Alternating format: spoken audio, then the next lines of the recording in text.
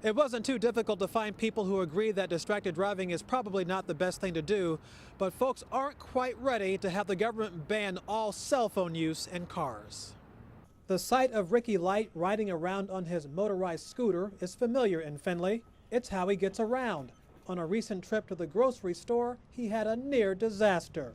I was almost ran over by a lady. She was turning right on a green light, and I had the walk signal to go straight across the intersection, and she was right there on her phone just texting away. Ricky felt hopeless in the middle of the street with a car coming right at him.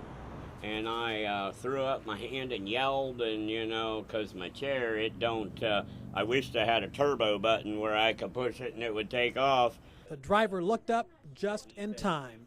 She stopped right away, just about a foot and a half from me. Some cities and states have enacted laws aimed at distracted drivers, but despite those bans, the government says that many people continue to be killed or injured in car crashes linked to distracted driving. For example, in 2009, 5,400 people were killed in car crashes that were linked to distracted driving. In March 2011, a horrific crash on Airport Highway killed 3 people, including a pregnant woman. Investigators later determined the woman was on her cell phone moments before the crash. Her baby was delivered by emergency C-section but died 2 weeks later. Betsy Prince, a graduate student at the University of Findlay, says it took one near miss to change her attitude toward driving and cell phones.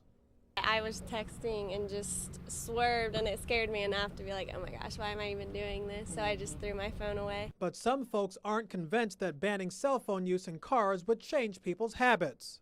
I think it's going to be definitely something that's hard to patrol because everybody uses their cell phone and people are trying to get a hold of you, and so that's just, with new technology, that's kind of something we have to deal with now. I don't know. I think calling or Bluetooth is definitely better than texting, but to prevent all of that, I think it would probably come down to no. Brad Slow owns a business in Findlay and thinks that technology has the potential to lessen distracted driving accidents.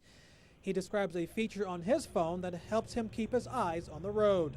When somebody sends me a text, and I'll just hit reply, and on my phone it brings up text, picture, or voice message, and I just do a voice.